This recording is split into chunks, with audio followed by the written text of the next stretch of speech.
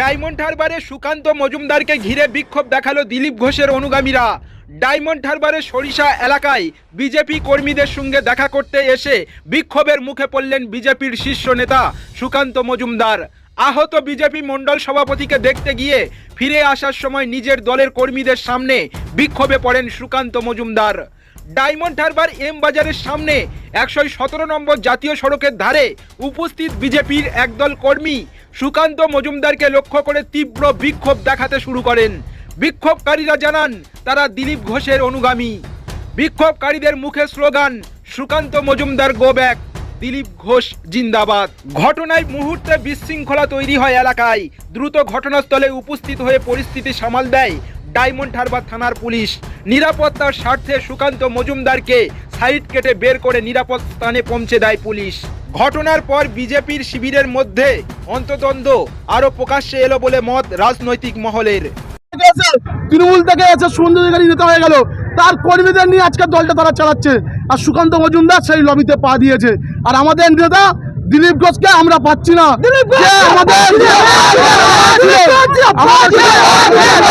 আমাদের পাশে ছিল, পাশে থেকে তার নেতৃত্বে আমরা দলটা করেছিলাম, সেই জন্য আজকে আমাদের বিক্ষোভ। কি কারণে আজকের এই বিক্ষোভ? আজকের আমাদের মূলত এই বিক্ষোভ, আমরা ভারতীয় জনতা পার্টির এই ডায়মন্ড হারবার বিধানসভার একনিষ্ঠ কর্মী সব আমরা যুব সমাজ 2021 সালে নরেন্দ্র মোদীজির আহ্বানে আমরা দলটা করতে এসেছিলাম, কিন্তু এসে আমরা আজকের ঘর ছেড়ে কেউ মার খাচ্ছি, আমরা এভাবেই আমাদের চলতে হচ্ছে। কিন্তু কোনো নেতা আমাদের সঙ্গে নেই। আজকে ভারতীয় জনতা পার্টির আজকে ডায়মন্ড হারবার বিধানসভায় যে দীপক হালদার আছে, যে আমাদের ক্যান্ডিডেট ছিল, তাকে শুধু শুভেন্দু অধিকারী আসলেই দেখা যায়, এছাড়া মাঠে ময়দানে তাকে দেখাই যায় না। তো এভাবে যদি রাজনীতিটা হয় তাহলে আমরা কোথায় যাব? আজকের উপরতলার নেতারা নেত্রীরা সব তৃণমূলের সাথে সেটিং করে সব কিছু দল চালাচ্ছে। আজকে সেই কারণেই আমাদের বিক্ষোভ ছিল, এবং এই বিক্ষোভে আমরা সুকান্ত মজুমদারের কাছে একটু কথা বলতেছিলাম সাথে, কিন্তু সেই সময়টুকু আমাদের দেওয়া হলো না। আমাদের সিআরপিএফ বাহিনী ছড়িয়ে দিয়ে ঠেলে দিয়ে, আপনাদের ক্যামেরায় আছে, তারা বেরিয়ে গেলেন। দিলীপ ঘোষ জিন্দাবাদ বলছিলেন। আমরা দিলীপ ঘোষের অনুগামী। সব থেকে বড় কথা হচ্ছে দিলীপ ঘোষের নেতৃত্বে আমরা দলটা করেছি 2021 সালে।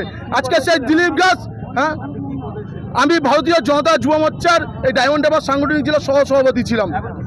এখন আমি কোনো পদে নেই, কিন্তু আমরা দলের সাথে রয়েছি। আমরা চাই আমরা দল করতে, দল আগামী দিনে আরও বাড়ুক। আমরা মার খাই, যা খাই, জেল খাটি, আমরা দলের সাথে থাকতে চাই, কিন্তু নেতারা তৃণমূলের নেতাদের সাথে সেটিং করে এভাবে দল চালালে দলটা চলবে না। আপনাদের দলের লোক তো? হ্যাঁ, অবশ্যই আমাদের দলের লোক, আমাদের নেতা আমরা মানছি, কিন্তু সেই জায়গা থেকে তাকেও ভাবা দরকার যে দিলীপ ঘোষ হারিয়ে যায়নি। দিলীপ ঘোষ ছিল আমাদের নেতা। দিলীপ ঘোষ আজকে 3 থেকে 77 দিলীপ ঘোষ করেছে, আজকে 2 থেকে 18 দিলীপ ঘোষ করেছিল। সেই জায়গায় দিলীপ ঘোষকে আজকে এরা সরিয়ে দিয়েছে। আমার নাম রাজু দাস।